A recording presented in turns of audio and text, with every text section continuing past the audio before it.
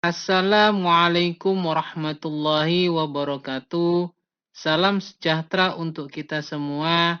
Semoga Tuhan Yang Maha Esa selalu melindungi kita dan menganugerahkan kesehatan kepada kita semua, serta semangat untuk terus belajar. Pada pertemuan kali ini, dalam mata kuliah akuntansi manajemen, pokok bahasan kita adalah berkenaan dengan informasi akuntansi pertanggungjawaban atau responsibility accounting information. Apa itu responsibility accounting information atau informasi akuntansi pertanggungjawaban?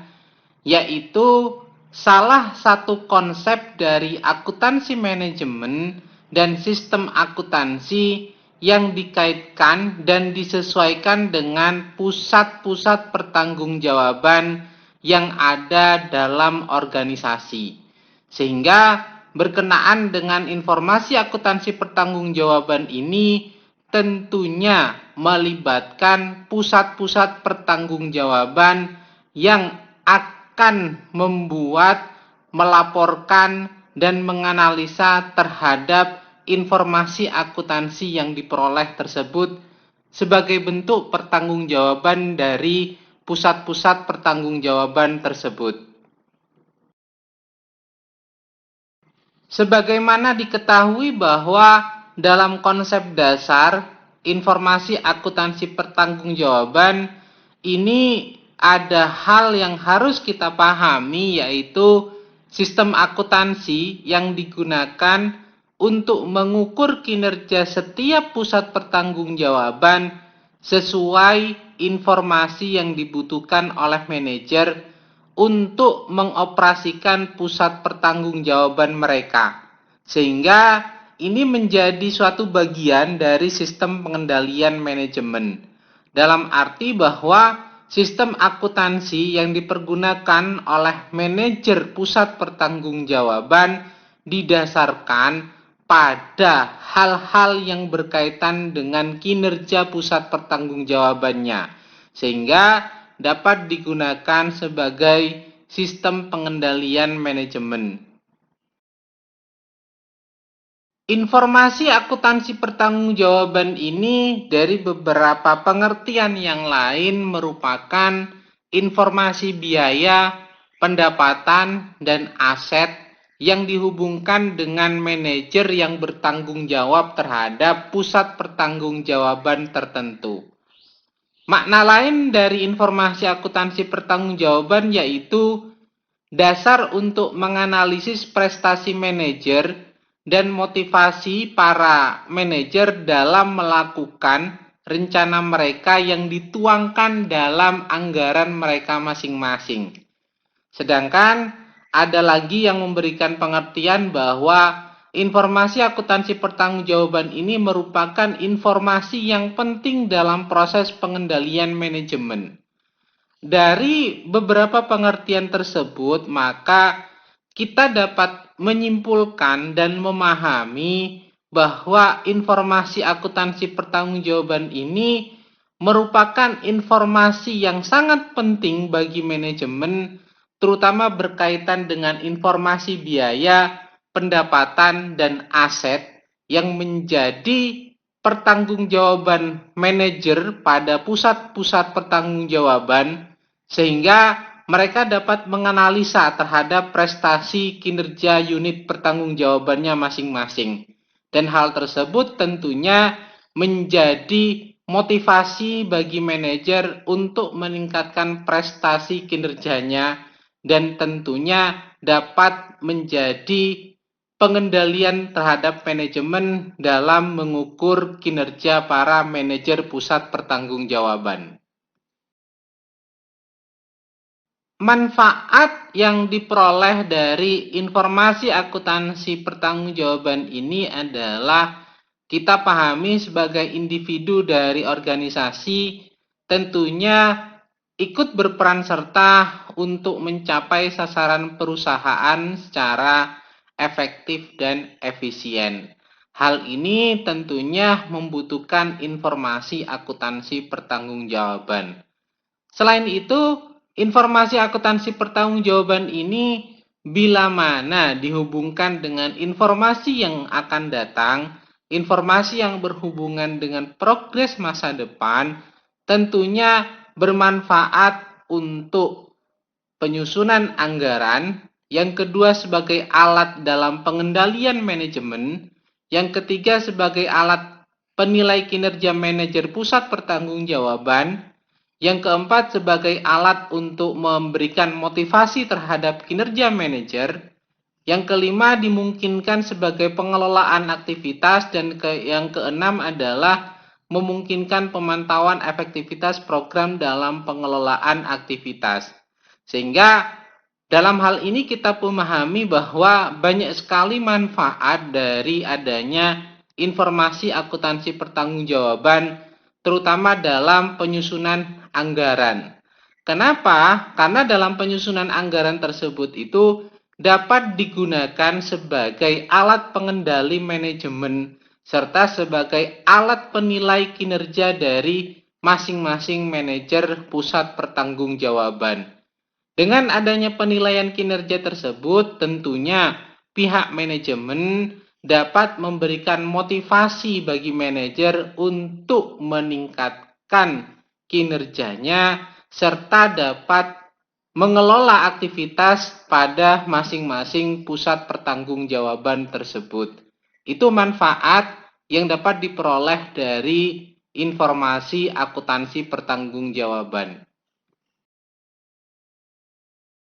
Secara terperinci kita dapat memahami manfaat dari adanya pusat pertanggungjawaban, yaitu sebagai basis perencanaan, pengendalian, dan penilaian kinerja manajer dan unit organisasi yang dipimpinnya. Karena masing-masing manajer pusat pertanggungjawaban tentunya harus melakukan perencanaan, pengendalian, dan evaluasi terhadap unit kerja atau pusat pertanggungjawaban tersebut. Yang berikutnya adalah untuk memudahkan dalam mencapai tujuan organisasi. Karena masing-masing pusat pertanggungjawaban tersebut tentunya telah di-breakdown dari satu tujuan organisasi kepada masing-masing pusat pertanggungjawaban. Selanjutnya adalah memfasilitasi terbentuknya kesesuaian tujuan. Karena kita ketahui pusat pertanggungjawaban yang ada akan mencapai satu tujuan organisasi yang sama. Selanjutnya adalah berkaitan dengan mendelegasikan tugas dan wewenang ke unit-unit yang memiliki kompetensi sehingga mengurangi beban dari tugas manajer pusat. Dengan adanya pusat pertanggungjawaban yang terpisah, baik pusat pertanggungjawaban biaya, pusat pertanggungjawaban pendapatan, pusat pertanggungjawaban laba, dan pusat pertanggungjawaban investasi, maka tugas dan wewenang dari manajer pusat dapat terdistribusi dan tetap dilakukan yang namanya evaluasi. Berikutnya tentunya manfaat dengan adanya pusat pertanggungjawaban ini adalah mendorong kreativitas dan daya inovasi dari bawahan. Dengan adanya pendelegasian tugas dan wewenang tersebut, tentunya pihak bawahan akan melaksanakan tugas dengan baik. Berikutnya sebagai alat untuk melakukan strategi organisasi secara efektif dan efisien. Karena salah satu pusat pertanggungjawaban yaitu pusat pertanggungjawaban biaya harus mengukur apakah biaya yang telah dikeluarkan itu telah dilakukan secara efektif dan efisien. Yang terakhir sebagai alat pengendalian anggaran, karena masing-masing pusat pertanggungjawaban harus membuat perencanaan dengan membuat yang namanya anggaran. Dan anggaran tersebut itulah menjadi alat standar dalam membuat evaluasi kinerja dari masing-masing pusat pertanggungjawaban tersebut. Akuntansi pertanggungjawaban tentunya dapat digunakan dengan baik, namun harus didukung oleh beberapa faktor, diantaranya yaitu yang pertama adalah luas wewenang dan tanggung jawab pembuatan keputusan harus ditentukan dengan baik melalui adanya struktur organisasi. Turunan dari struktur organisasi ini tentunya adalah job desk, di mana dengan adanya job desk tersebut dapat mengatur terkait dengan wewenang dan tanggung jawab masing-masing departemen dan masing-masing individu yang ada dalam struktur organisasi tersebut. Yang kedua, manajer pusat pertanggungjawaban harus berperan serta dalam penentuan tujuan yang digunakan untuk mengukur kinerjanya. Dalam hal ini tentunya butuh peran aktif dari manajer pusat pertanggungjawaban untuk membuat sebuah standar yang akan menjadi tujuan bersama sehingga dapat digunakan sebagai alat ukur dalam mengukur kinerja masing-masing manajer pusat pertanggungjawaban tersebut.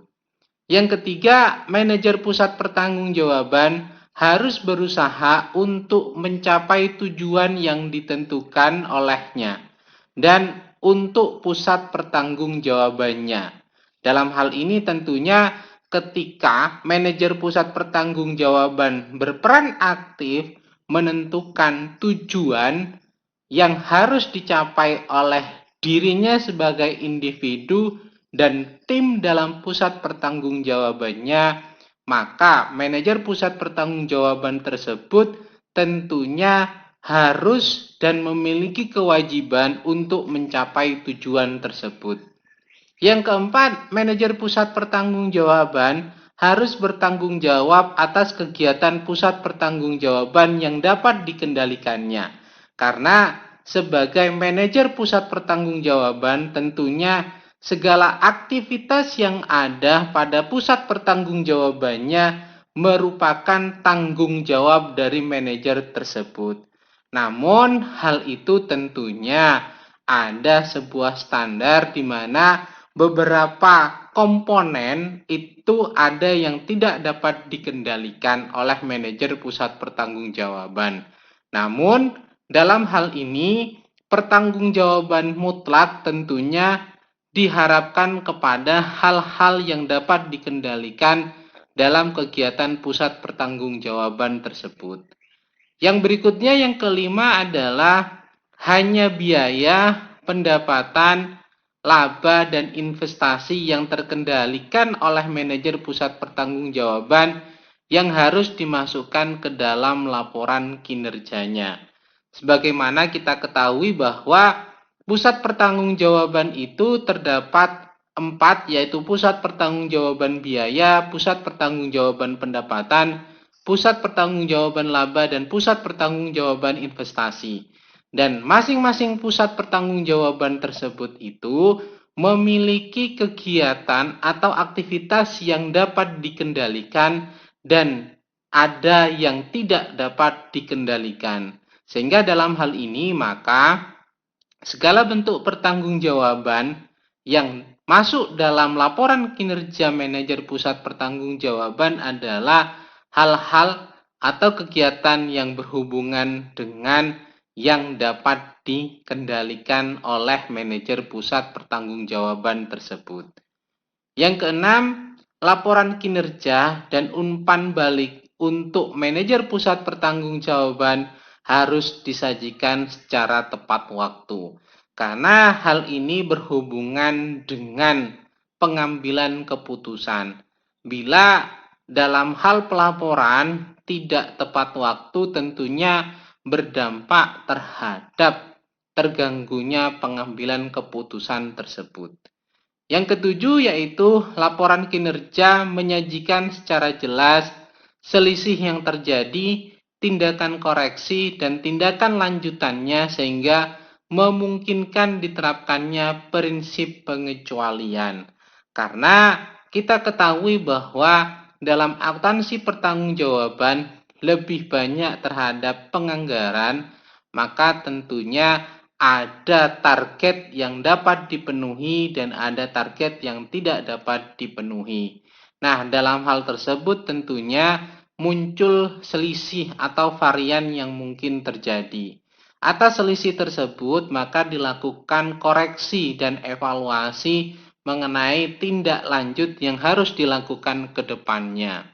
Yang kedelapan yaitu harus ditentukan dengan jelas peranan kinerja manajemen terhadap struktur balas jasa atau perangsang dalam perusahaan.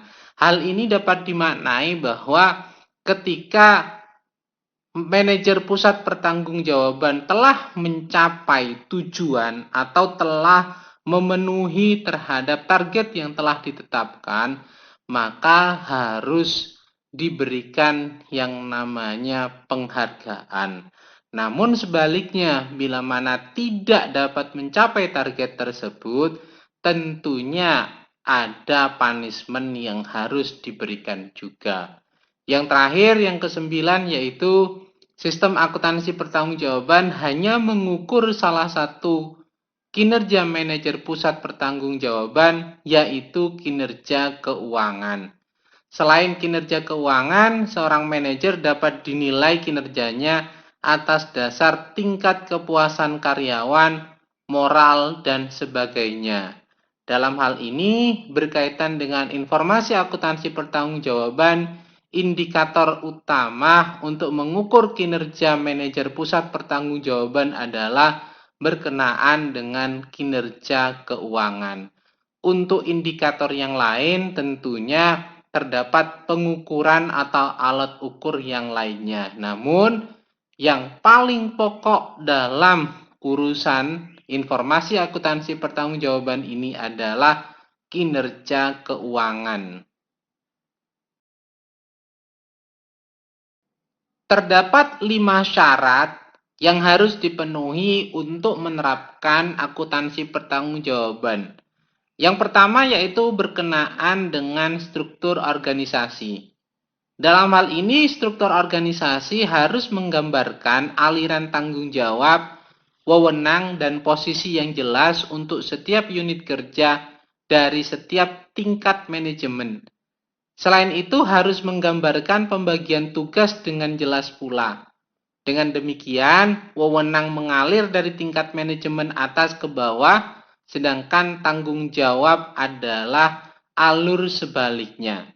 Karena sebagaimana kita ketahui dalam struktur organisasi, turunan selanjutnya adalah job desk. Dan dalam job desk tersebut mengatur mengenai tugas dan tanggung jawab serta wewenang dari masing-masing individu atau departemen yang ada dalam struktur organisasi tersebut. Syarat yang kedua yaitu berkenaan dengan anggaran. Karena setiap pusat pertanggungjawaban ini harus ikut serta dalam penyusunan anggaran. Karena anggaran merupakan gambaran rencana kerja para manajer yang akan dilaksanakan dan sebagai dasar dalam penilaian kinerjanya. Yang ketiga yaitu berkenaan dengan penggolongan biaya. Hal ini berhubungan dengan pemisahan biaya ke dalam biaya terkendalikan dan biaya yang tidak dapat terkendalikan. Tentunya hal ini perlu dilakukan dalam akuntansi pertanggungjawaban. Kenapa? Karena tidak semua biaya yang terjadi dalam satu bagian itu dapat dikendalikan oleh manajer masing-masing. Maka hanya biaya-biaya yang terkendalikan saja yang harus dipertanggungjawabkan oleh manajer pusat pertanggungjawaban tersebut. Syarat yang keempat yaitu berhubungan dengan sistem akuntansi biaya, di mana setiap tingkatan manajemen merupakan pusat biaya dan akan dibebani dengan biaya-biaya yang terjadi di dalamnya yang dipisahkan antara biaya terkendalikan dengan biaya yang tidak terkendalikan. Oleh karena itu, biaya yang terjadi akan dikumpulkan untuk setiap tingkatan manajer maka biaya tersebut harus digolongkan dan diberi kode sesuai dengan tingkatan manajemen yang terdapat dalam struktur organisasi tersebut. Sebagaimana kita ketahui bahwa pusat pertanggungjawaban ini ada pusat pertanggungjawaban biaya, pusat pertanggungjawaban pendapatan, pusat pertanggungjawaban laba, dan pusat pertanggungjawaban investasi. Masing-masing pusat pertanggungjawaban tersebut tentunya memiliki struktur biaya yang harus dipertanggungjawabkan.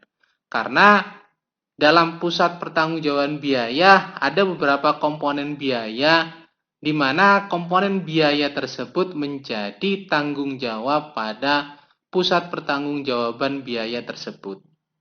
Sedangkan pada pusat pertanggungjawaban pendapatan itu tidak hanya berhubungan dengan pendapatan saja, namun ada atribut biaya yang menjadi tanggung jawab dari pusat pertanggungjawaban pendapatan tersebut. Begitu juga dengan pusat pertanggungjawaban laba.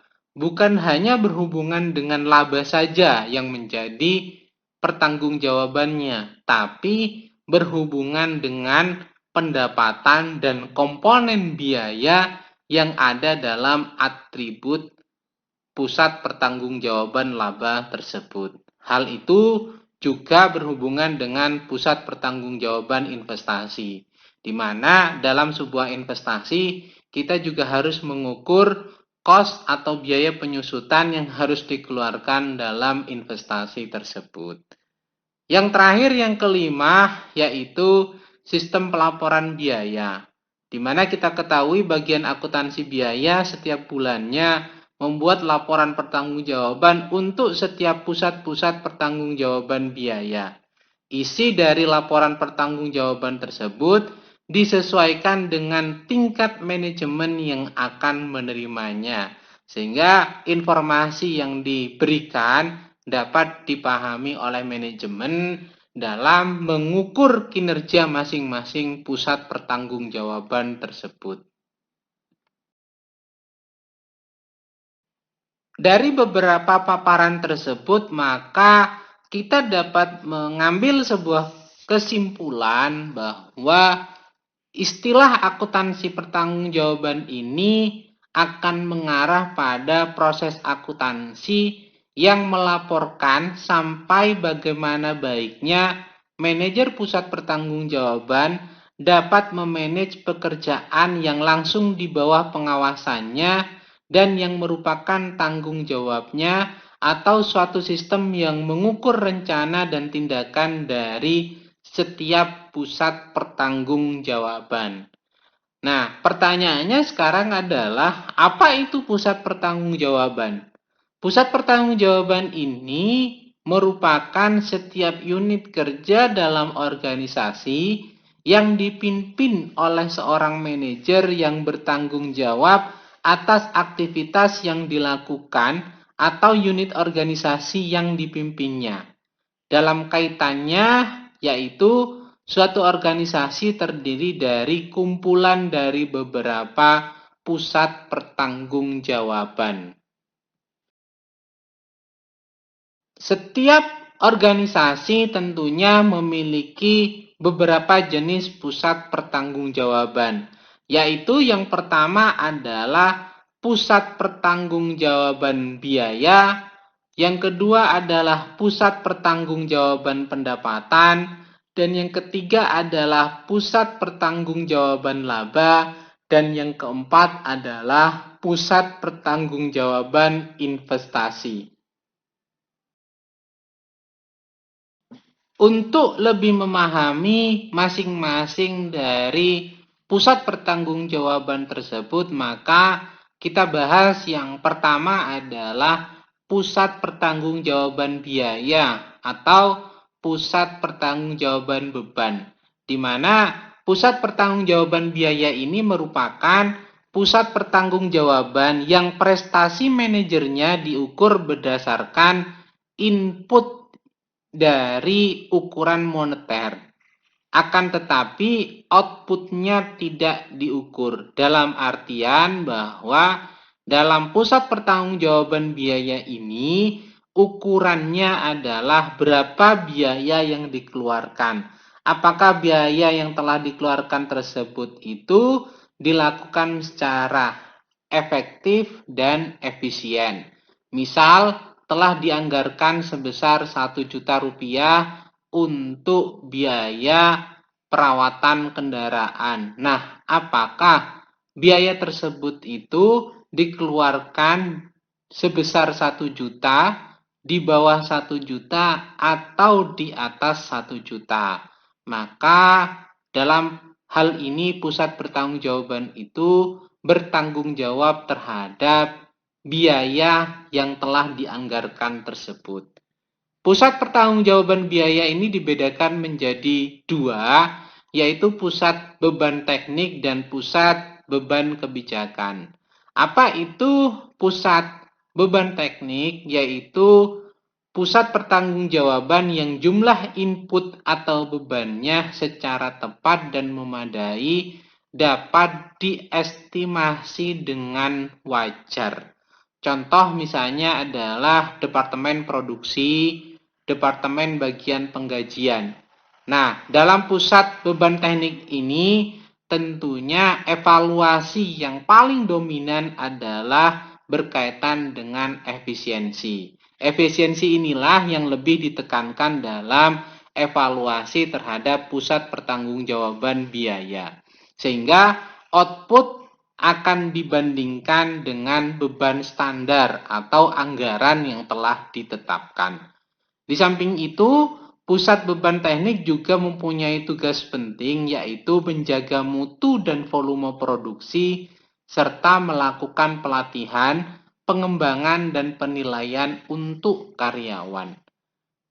Yang kedua yang berhubungan dengan pusat beban kebijakan, yaitu merupakan pusat pertanggungjawaban yang jumlah input atau bebannya yang diestimasi itu tidak tersedia.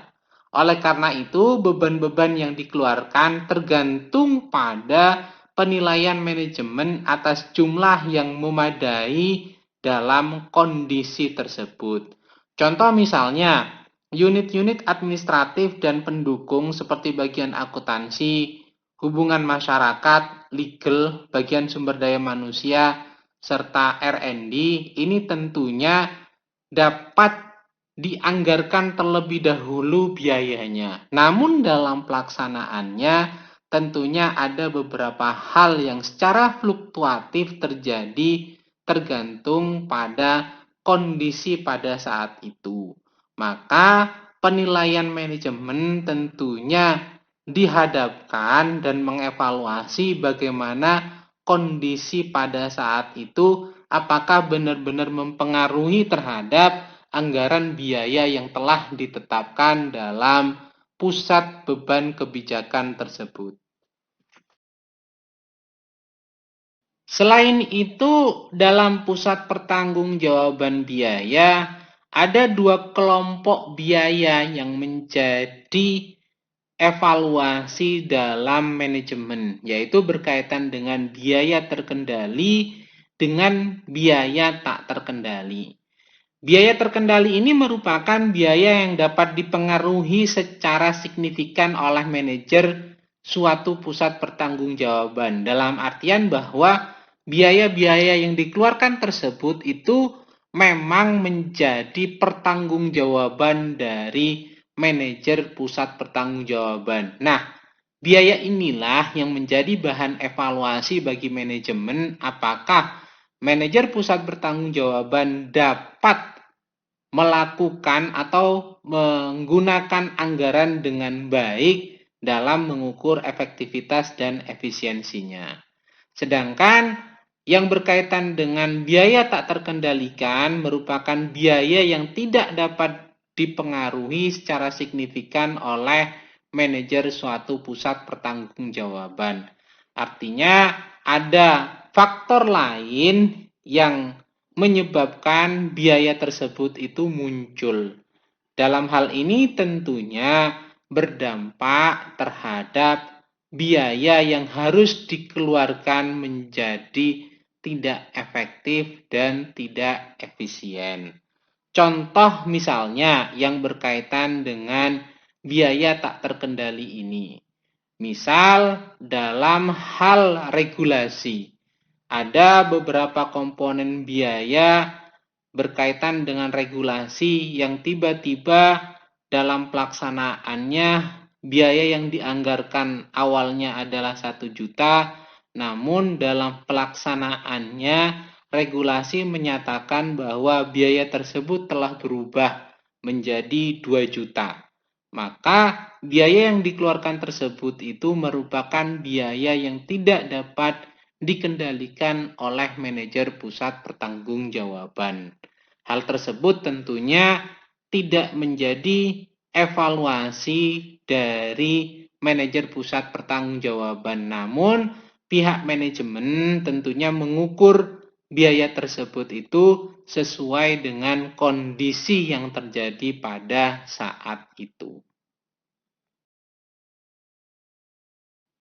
Pusat pertanggungjawaban berikutnya yaitu pusat pertanggungjawaban pendapatan, di mana pusat pertanggungjawaban ini merupakan pusat pertanggungjawaban yang prestasi manajernya diukur berdasarkan output atau pendapatan yang diukur secara moneter, akan tetapi tidak dihubungkan dengan inputnya atau bebannya.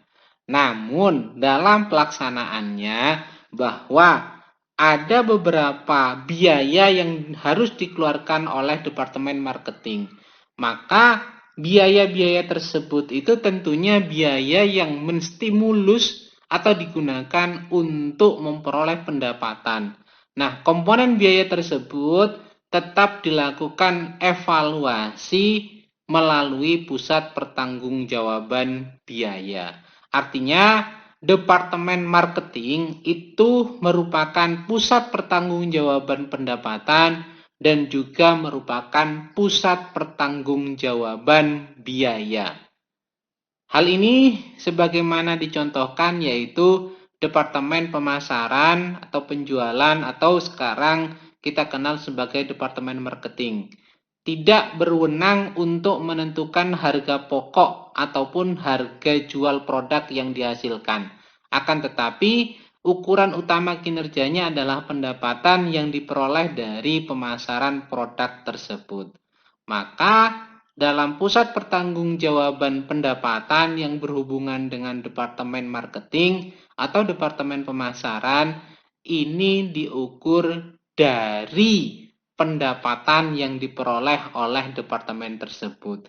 Namun, dalam pelaksanaannya, sekali lagi, departemen marketing ini juga ada komponen biaya yang harus diukur. Sehingga departemen marketing selain menjadi pusat pertanggungjawaban pendapatan, juga menjadi pusat pertanggungjawaban biaya. Pusat pertanggungjawaban berikutnya yaitu pusat pertanggungjawaban laba, merupakan pusat pertanggungjawaban di mana kinerja finansialnya diukur dalam ruang lingkup laba, yaitu selisih antara pendapatan dan pengeluaran. Laba merupakan ukuran kinerja yang berguna karena laba memungkinkan pihak manajemen senior dalam menggunakan satu indikator yang komprehensif dibandingkan harus menggunakan beberapa indikator. Keberadaan dari suatu pusat pertanggungjawaban laba akan relevan ketika perencanaan dan pengendalian laba mengaku kepada pengukuran unit masukan dan keluaran dari pusat laba yang bersangkutan. Biasanya, pusat pertanggungjawaban laba ini identik terhadap sebuah unit kerja yang ukurannya adalah berkenaan dengan laba. Semisal perusahaan membuka cabang usaha atau warung pada lokasi yang lain, maka cabang tersebut dievaluasi berdasarkan pusat pertanggungjawaban laba. Apakah cabang tersebut menghasilkan laba sesuai yang ditargetkan oleh perusahaan? Nah, ingat evaluasi dalam pusat pertanggungjawaban laba ini komponennya adalah selisih antara pendapatan dan biaya yang dikeluarkan. Sehingga kita dapat menyimpulkan bahwa pusat pertanggungjawaban laba ini juga berhubungan dengan pusat pertanggungjawaban pendapatan dan juga berhubungan dengan pusat pertanggungjawaban biaya. Pusat pertanggungjawaban berikutnya yaitu pusat pertanggungjawaban investasi, di mana pusat pertanggungjawaban investasi ini merupakan pusat laba yang manajernya diukur prestasinya dengan menghubungkan laba yang diperoleh oleh pusat pertanggungjawaban tersebut dengan investasi yang bersangkutan. Bentuk pertanggungjawaban dari pusat pertanggungjawaban investasi ini merupakan pusat pertanggungjawaban yang paling lengkap. Karena apa? Karena pusat investasi memiliki semua hak keputusan, baik berhubungan dengan pusat biaya, pusat pendapatan, dan juga pusat laba. Hal ini yang menjadi indikator dalam pengambilan keputusan mengenai jumlah modal yang harus diinvestasikan. Sebuah pusat investasi merupakan pengembangan utama dari ide pusat pertanggungjawaban karena pusat ini mencakup semua elemen yang terdapat dalam tujuan perusahaan untuk memperoleh kembalian investasi yang memuaskan. Laporan kinerja suatu pusat investasi tidak hanya terbatas pada laba yang diperoleh, tetapi juga jumlah aset yang digunakan untuk memperoleh keuntungan tersebut. Sehingga pusat pertanggungjawaban investasi ini merupakan pusat pertanggungjawaban yang paling tinggi dalam sebuah organisasi perusahaan untuk dievaluasi apakah keuntungan yang diperoleh atau laba yang diperoleh telah dapat memenuhi nilai investasi yang harus dikeluarkan. Untuk diketahui bahwa informasi akuntansi pertanggungjawaban ini tentunya sebagai alat pengendalian manajemen juga sebagai alat ukur kinerja manajemen. Kenapa? Karena dengan adanya akuntansi pertanggungjawaban, maka masing-masing pusat pertanggungjawaban tersebut harus menyusun anggaran yang menjadi pedoman sebagai biaya standar. Apakah realisasi yang telah dilakukan sesuai dengan anggaran yang dibuat? Hal tersebut tentunya sebagai alat pengendalian manajemen dan juga sebagai alat evaluasi kinerja terhadap masing-masing pusat pertanggungjawaban tersebut. Dalam melakukan evaluasi pengukuran kinerja manajer pusat pertanggungjawaban, ada 3 kriteria yang biasanya yang dipergunakan, yaitu berkaitan dengan efisiensi, efektivitas, dan ekonomis. Apa itu efisiensi? Efisiensi merupakan perbandingan antara output yang dihasilkan dengan besarnya input yang digunakan. Sedangkan efektivitas merupakan hubungan antara output suatu pusat pertanggungjawaban yang sasarannya harus tercapai. Sedangkan ekonomis ini merupakan selalu berkaitan dengan tujuan organisasi sedang efisien, tidak ekonomis dimaksudkan sebagai penggunaan sumber dana seminimal mungkin. Artinya, dalam melakukan evaluasi, mengukur kinerja manajer pusat pertanggungjawaban, indikator yang dipergunakan adalah 3 hal tersebut, yaitu efisien, efektivitas, dan ekonomis, di mana Efisien ini mengukur antara output yang dihasilkan sebanding dengan input yang digunakan. Sedangkan efektivitas mengukur apakah sasaran tersebut dicapai dengan baik dengan menggunakan input yang telah dikeluarkan. Dan apakah input tersebut itu dikeluarkan secara ekonomis atau seminimal mungkin.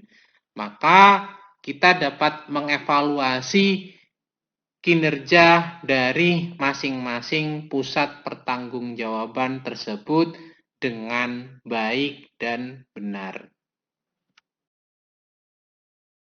Mungkin itu dulu paparan yang dapat saya sampaikan. Mudah-mudahan dapat dipahami dengan baik.